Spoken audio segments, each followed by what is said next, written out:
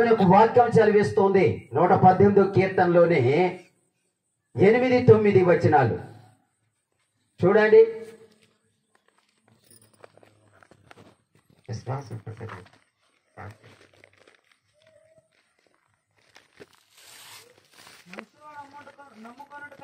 మనుషులను నమ్ముకొనుట కంటే యెహోవాను ఆశ్రయించుట మేలు. రాజులను నమ్ముకొనుట కంటే దేవునికి స్తోత్రం. హల్లెలూయా. చాలా మంది ఏం చేస్తారంటే, మా బంధువులు ఉన్నారండి మాకు సాయం చేస్తారు, మా స్నేహితులు ఉన్నారండి మాకు సహకారం చేస్తారు అనేసి అంటారు. ఎదురు చూసి మోసపోవద్దట. ఎవరు ఏదో ఇస్తారనేసేసి వారి కొరకు చూడవద్దట. దేవునికి స్తోత్రం. మీకు చిన్న విషయము తెలియపరుస్తా. ఒక అయ్యగారు నాతో ఏమన్నారంటే, అయ్యా నీకు స్థలం కొని పెడతాను, నీవు స్థలం ఎక్కడన్నా ఉంటే చూడు అనేసి సంవత్సరం రోజుల నుండి చెప్పుకుంటూ వచ్చాడు. సర్లే అనేసి మొన్న రీసెంట్కి వెళ్ళేసి ఒక స్థలం చూసి, అయ్యగారు స్థలం చూశాను మంచిగా ఉంది, వాళ్ళు అమ్ముతున్నాను అన్నారంటే, ఇప్పుడు ఆయన ఏమంటుండంటే, నా దగ్గర 1,50,000 ఉన్నాయి, అవి అయిపోయినాయి, డబ్బులు దొరికినప్పుడు చూసుకుందాంలే, ఇప్పుడైతే నా దగ్గర లేవు అన్నాడు. ఎవరు చూసి నేను వెళ్ళే అది. అందుకనే ఎవరు చూసో ఏదో ఏది చేస్తారనేసి మీరు మోసపోవద్దు. దేవుని నమ్ముకోండి, దేవుణ్ణి ఆశ్రయించండి, దేవుడు గొప్ప కార్యాలు చేస్తాడు. దేవుని స్తోత్రం. అందుకనే ఇతన ఏం చేశాడంటే, దేవుణ్ణి ఆశ్రయించినంత కాలము దేవుడు ఏం చేస్తూ వచ్చాడంటే సమస్తము వర్ధిల్ల చేస్తూ వచ్చాడు. చదవండి, ఇంకా కింద ఉంది, ఇంకా చాలా చాలా చేశాడు. ఆ యుద్ధమునకు ఉజ్జియాకు ఏం కలిగి ఉందటండి? సైన్యము కలిగి ఉండెను. అందులోని యోధులు రాజు అధిపతులలో చేతి క్రింద ఉండిరి.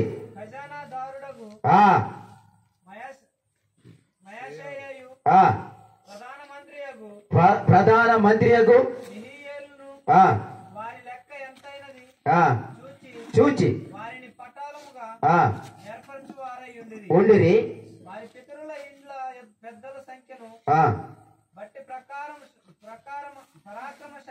పరాక్రమశాలులు 2,600 మంది అయిరి. శత్రువులతో పేరు పొందిన పరాక్రమ 3,07,500 మంది గల సైన్యము వారి చేతి క్రింద ఉండెను. దేవునికి స్తోత్రం. ఏమిచ్చాడట అండి? ఇంకా సైన్యాన్ని ఇచ్చాడట, డబ్బునిచ్చాడట. ఆ డబ్బులు లెక్క పెట్టడానికి ఏనగాది ఆయన చేతి కింద పెద్దలు ఉన్నారట. సమస్తమును ఇచ్చాడట. ఇంకేం కావాలండి? ఇంకేం కావాలండి? దేవుణ్ణి ఆశ్రయించిన ఉజ్జియాకి ఏమేమి ఇచ్చాడండి? ఆయన భూమి మీద ఏం చేయాలనుకున్నాడో అవన్నీ కూడా ఇచ్చాడు. దేవునికి స్తోత్రం. హల్లెలూయా.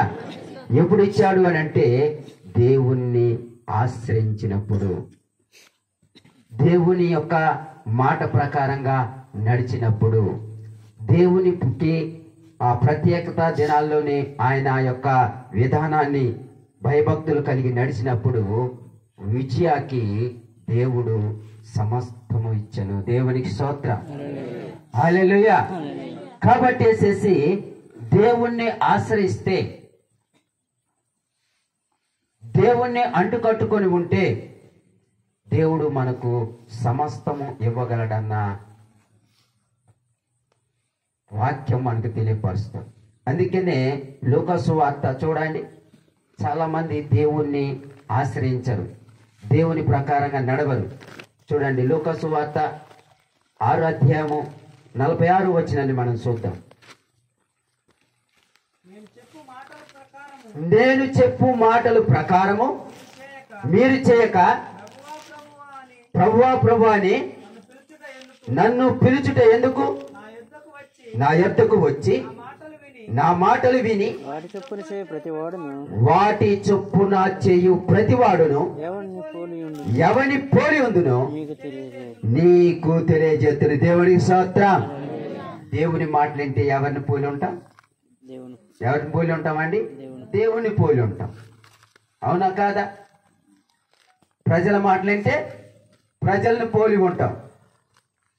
దొంగోడు మాటలింటే దొంగోడిని పోలి ఉంటాం. అందుకనే నా యొద్దకు వచ్చి నా మాటలు విని నా ప్రకారంగా మీరు చేస్తే ఎవరిని పోలి ఉంటారని అంటే, నేనేం చెప్తున్నానో, నేనేం చేస్తున్నానో, నేను ఎలాగుంటున్నానో నన్ను పోలి మీరు ఉంటారు. హల్లెలూయా. చాలా మంది ఏం చేస్తారంటే దేవుని యొక్క మాటలు వింటారు కానీ వాటి ప్రకారంగా చేయరు. వాటి ప్రకారంగా చేయరు. అందుకనే పేతురుని ఏమన్నాడంటే, పేతురు ఇదిగో నీ సంఘమును నా బండ మీద కట్టమన్నాడు. బండ ఎవరండి? దేవుడు. బండ ఎవరండి? క్రీస్తు. అంటే క్రీస్తు అనగా వాక్యము. వాక్యం మీద కట్టిన సంఘము కష్టం వచ్చినా, కరువు వచ్చినా, నష్టం వచ్చినా, ఏదొచ్చినా కదలరు. దేవునికి స్తోత్రం. చాలా మంది ధనముతో కడుతున్నారు, డబ్బుతో కడుతున్నారు, ఆస్తితో కడుతున్నారు, అంతస్తుతో కడుతున్నారు. ఈ పనికిరా. అందుకనే పేతురుతో అంటున్నాడు, నా సంఘమును ఈ బండ మీద కట్టు. ఎవరైతే వాక్యంలో కట్టబడతారో వారు నిజమైన విశ్వాసులుగా, స్థిరమైన పునాదులుగా ఉంటారు. దేవునికి స్తోత్రం. అందుకనే ప్రభువా ప్రభు అనేసి నా దగ్గరికి వచ్చేసి నన్ను అడుగుట ఎందుకు? నా యొద్దకు వచ్చి నా మాటలు విని వాటి ప్రకారం చేసేవాడు ఎవరిని పోలి ఉంటాడట అండి? ఎవరిని పోలి ఉంటారట? నన్ను పోలి నడుస్తారంటున్నాడు. దేవునికి స్తోత్రం. కాబట్టి దేవుని సంఘానికి నడుస్తున్న మనము, దేవుని పిల్లలమైన మనము దేవుని యొక్క వాక్య ప్రకారంగా నడవాలి. చూద్దాం. యోహాను సువార్త 2వ అధ్యాయము 1 నుంచి 6 వరకు అక్కడ చదివితే కొన్ని మాటలు మనకు కనపడుతూ ఉన్నాయి. ఎక్కువగా నేను చెప్పను. చూడండి, యోహాను సువార్త 2వ అధ్యాయము 6వ వచనం వరకు చదువుతాం. 3వ దినమున ఆ గలితీయులతో గలిలయలోని ఆ కానాను ఊరిలో ఆ ఒక వివాహం జరిగింది. జరిగెను. యేసు తల్లి అక్కడ ఉండెను. యేసును ఆ శిష్యులను చూడండి, ఆయన శిష్యులను ఆ వివాహమునకు పిలువబడిరి. ద్రాక్షారసం అయిపోయినప్పుడు ద్రాక్షారసము అయిపోయినప్పుడు యేసు తల్లి వారు ఆ వారికి ద్రాక్షారసం లేదని ఆయనతో చెప్పగా ఆ యేసు ఆమెతో, ఆ అమ్మా, అమ్మా నాతో నీకేమి పని? ఆ నా సమయం ఇంకనూ రాలేదనెను. ఆ ఆయన తల్లి పరిచారకులను చూచి ఆయన మీతో చెప్పునది చేయుడనెను. ఆ యూదుల శుద్ధీకరణాచార ప్రకారము 2-3 తూనము పట్టు ఆ 6 రాతి బసలు అక్కడ ఉంచబడి ఉండెను. ఆ యేసు ఆ ఆ బాసల నీళ్లతో ఆ నింపుడని వారితో చెప్పగా వారు వాటిని ఆ అంచుల మట్టుకు నింపి. దేవునికి స్తోత్రం. హల్లెలూయా. ఇక్కడ ఆయన ఆయన ఆయన అనే పదాలు ఎన్నిసార్లు ఉన్నాయండి? చూడండి, 6వ వచనం దాకా చదివితే ఎన్ని పదాలు ఉన్నాయి? ఆయన అన్నాయి. 6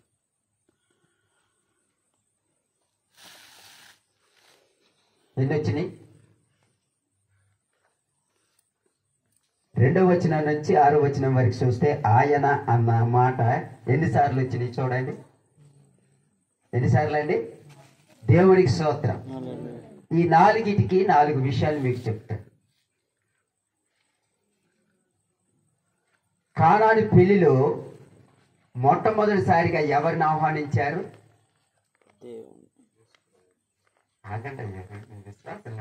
ఎవరిని ఆహ్వానించారు? ఆయనను. అంటే నువ్వు ఏ కార్యము చేసినా, ఏ పని చేసినా, ఏది మొదలు పెట్టినా ఆయనను నువ్వు ఆహ్వానించాలి. దేవునికి స్తోత్రం. ఇక్కడ మొట్టమొదటి జరిగింది అదే. కానా అనే ఊరిలో వివాహం అన్నాడు కానీ పెళ్లి కొడుకు పేరు, పెళ్లి కూతురు పేరు, ఎవరి పేరు రాయబడదా?